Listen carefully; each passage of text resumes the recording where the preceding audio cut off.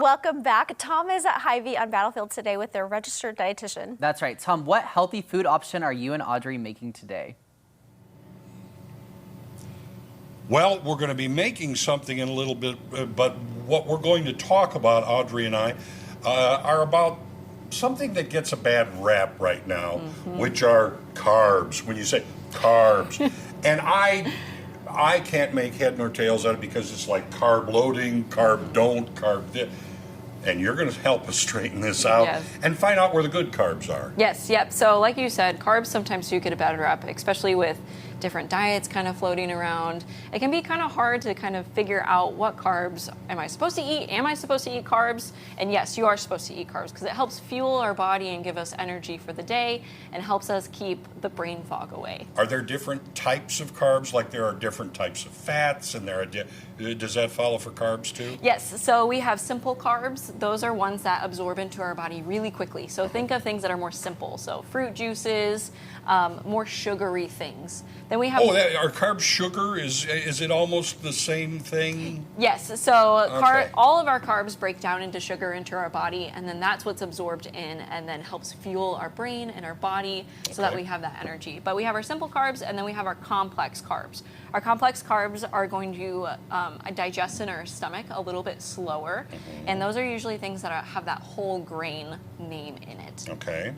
Just because, that's the other thing, just because, you're talking about sugar and carbs, it doesn't mean it's candy. It's not sweet. Sugar doesn't necessarily mean sweet all the time. Right, yes, you're completely correct. I know, I have a whole bunch of different items in why front don't we of us. run through these, some good ideas for folks? Yeah, so I've got a whole bunch of different items that I have here that are recommended by me, the dietitian. And so I'm gonna start over here. So I've got some whole wheat bread and some whole wheat pastas. Okay. These are really easy to kind of up your meal and get some fiber in there without necessarily having to change a lot. Okay. I've also got some Catalina Crunch here. These are cereals over in our health market that have 9 grams of protein and 11 grams of fiber in it too. So if you like to snack on cereals, this may be a good one to look for. This is a really great one. I personally like to have it dry even. I just kind of open the bag and I start snacking, and I'm getting that protein in, that fiber in to help me stay full. Yeah. And it's kind of a more balanced snack overall. I'm a Cheerios person. I snack on those.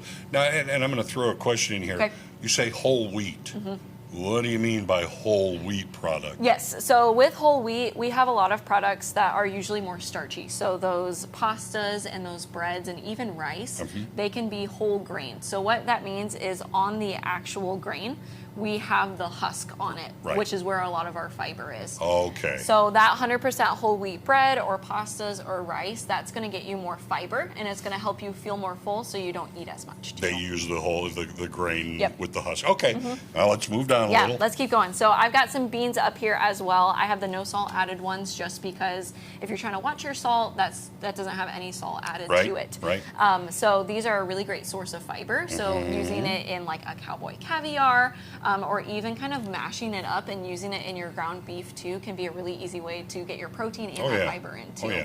So keep going down. We have our starchy vegetables, which they do have some carb in there, but they also have some great micronutrients like vitamins and minerals in them. So corn, squash, potatoes are some more starchy vegetables, but they're a really great one to pair with like a protein like chicken that you're grilling. Oh, yes, they are. They're real good ones. So I like those. Kind of moving down a little bit too, we've got some dairy products. I really like Fairlife because they pull the lactose out. So people that are lactose intolerant can actually have these products. Is that all of the Fairlife products then? Yes. Because I see there's yogurt, there's the milk. So those are for folks who are lactose intolerant. Yep, Okay. they're really great. Right. The Greek yogurts have a lot of protein in them too, so that kind of helps bump everything up too. I always say carb and protein together. Okay.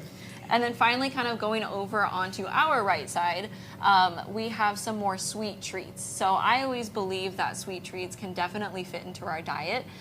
We just might want to watch the portion sizes a little bit more, or even do a little bit of substitution. So I have some products up here that I kind of prefer that are kind of my choice. I'm going to have to, we're just about no done worries. now, but this is hard for me to keep track of, and it probably is for a lot of people. but you can help me keep track of it. Yeah, feel free to contact me virtually or in person at the Battlefield store. You can reach me at Hy-Vee.com/health. See, pretty simple. She'll keep track of it for you is basically it. Now, when we come back here, you heard her mention, the Greek yogurt. We're going to talk about a little bit about making some really great, as if Greek yogurt by itself isn't good enough, some additions that you might want to think of. So don't go away. We'll be back here in a bit. Back to you. Thank you, Tom. It's always good, I think, to do a check every once in a while. Am I getting enough protein? Am I getting enough healthy carbs? That kind of thing. Yes, gotta It's keep really track of helpful. Lots of good information.